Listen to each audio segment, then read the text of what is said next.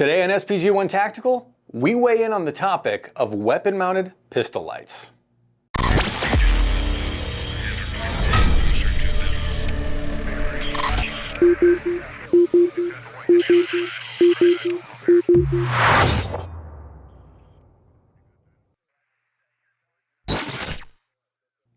I didn't think that this was a video that really required making, but recently I was perusing comments on Facebook and it just had me becoming a sad panda.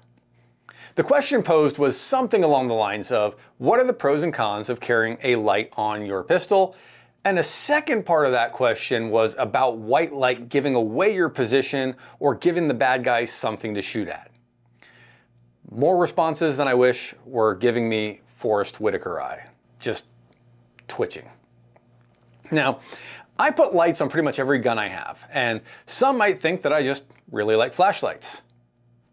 Which I mean I do, but the reasons I put lights on my pistols may surprise you. So I want to go over the 3 reasons that I put lights on my pistols, and then discuss some considerations and generally accepted light usage, and maybe we'll dispel some myths along the way. Let's jump in, shall we?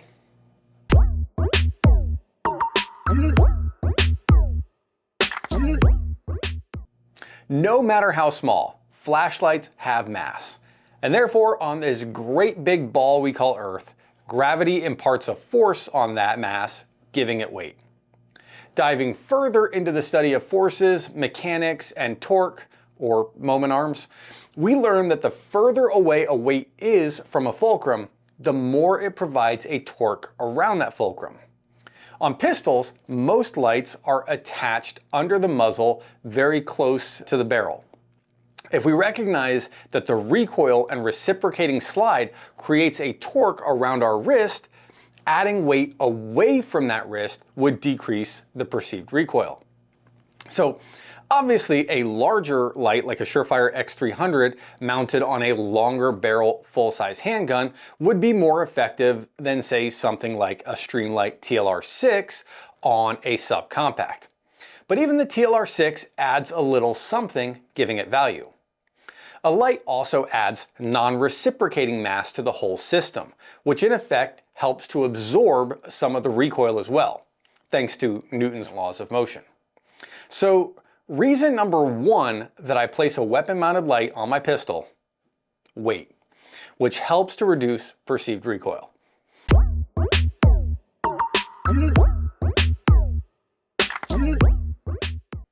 The odds of a lawful citizen concealed carrying getting into a gunfight is fortunately pretty slim. Not zero, and many individuals do use guns in self-defense every year, but statistically slim if you're staying away from risky areas. But if it does happen, it's going to be one of the scariest, most intense, and visceral encounters of their life. Most of us these days are running semi-automatic pistols. Between capacity, reloading, trigger pull, and sleekness, semi-autos are just usually more friendly than revolvers. But the downside to semi-autos is that the slide has to reciprocate, and also, if the slide is pushed to the rear before firing, it causes the pistol to go out of battery, which means that the gun will not fire. Again, the odds of being in a confrontation where you're at halitosis, hands-on close range is small, but there are plenty of videos of legal, lethal self-defense shootings where the participants are getting physical. Lights usually tend to sit flush or stick out slightly in front of the muzzle, and this gives us something called a standoff device.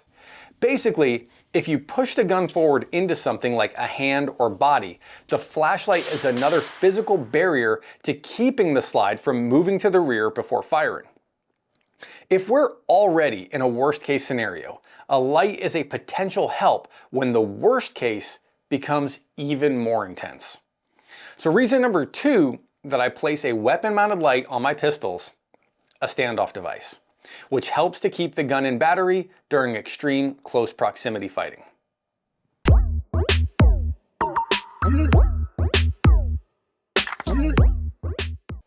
The last reason that I put flashlights on my pistols? For the Instagram. Okay, just kidding. It's for the light itself. Movement, temporary blinding, maintaining threat awareness and location, and being able to stow your handheld flashlight are all potential benefits of a weapon-mounted light. One of our key safety rules is to know our target and what's around our target. Not 100% verifying a target or what's behind it has unfortunately led to things like hunting accidents and mistaken home intruder shootings. Now, in civilian self-defense scenarios, you should absolutely not be using your weapon-mounted light for target identification.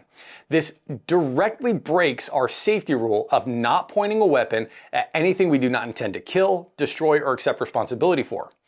This is why I highly recommend carrying a handheld flashlight as part of your EDC or nightstand setup. I have a whole video on why flashlights are awesome and practical that you can check out here. In civilian context, where weapon-mounted lights become viable is realistically after a known threat has been established. Then you can drop your handheld light and transition to a two-handed grip if you want. Another benefit to using a light is temporary blinding of an assailant. Again, we're not using it for identification, but once a threat is established, a pistol light could be used as a distracting blinding device while engaging the threat. And lastly, once the threat has been identified, the light will allow you to maintain awareness as to where the threat is and what they're doing. So reason number 3 that I place a weapon-mounted light on my pistol: illumination and temporary blinding. Now let's jump into some concepts and myths.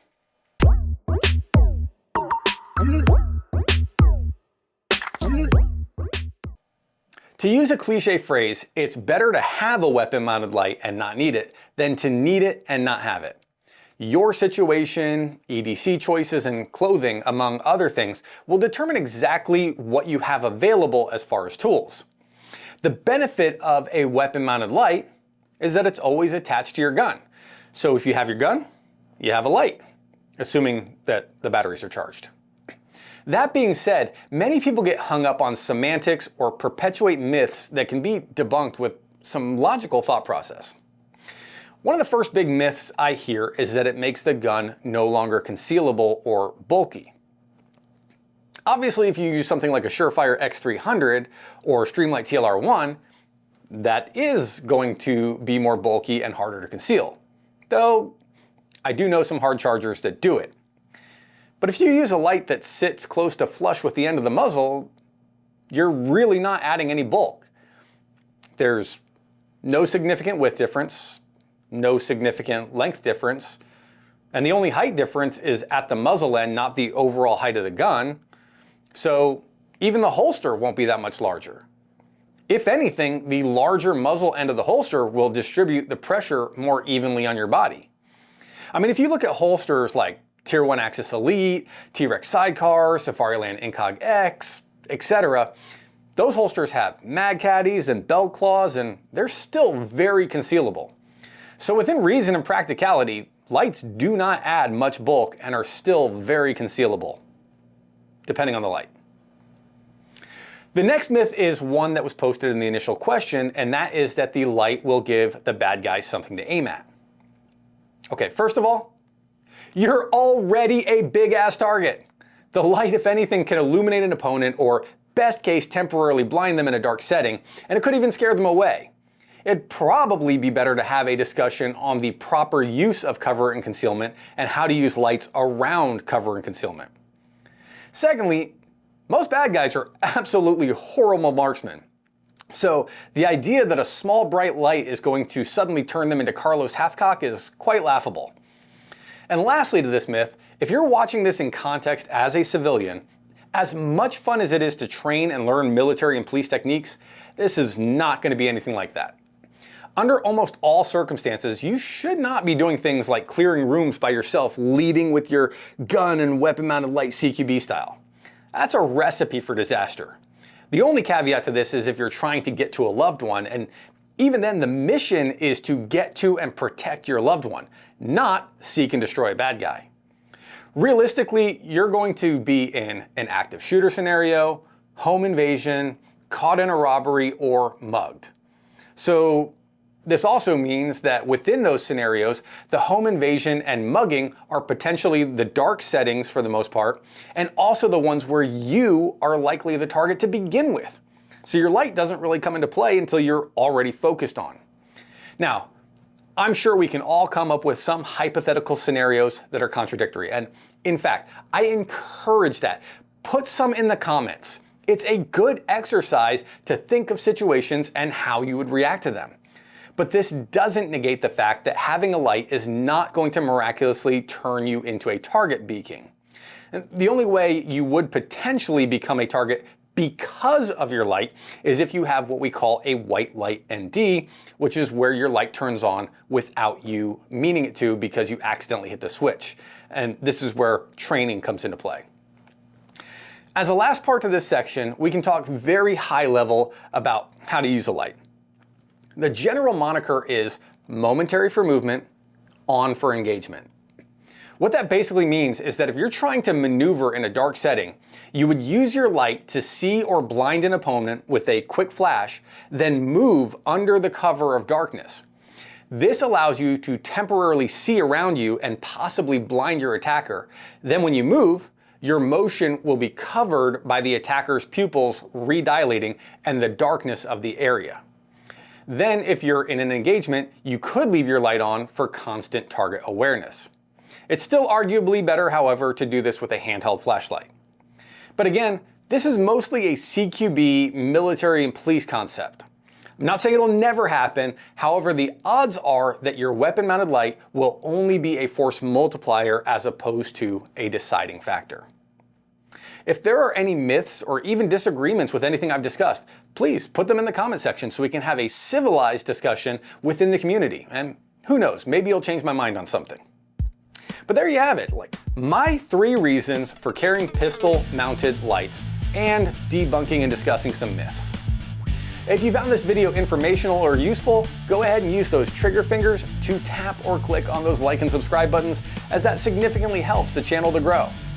To find S2S 5-in-1 Gun Lube, endorsed gear, book suggestions, SPG1 Tactical t-shirts, and a copy of the book that I helped to co-author, The 6 Bullets You Can't Leave Home Without, head over to SPG1Tactical.com.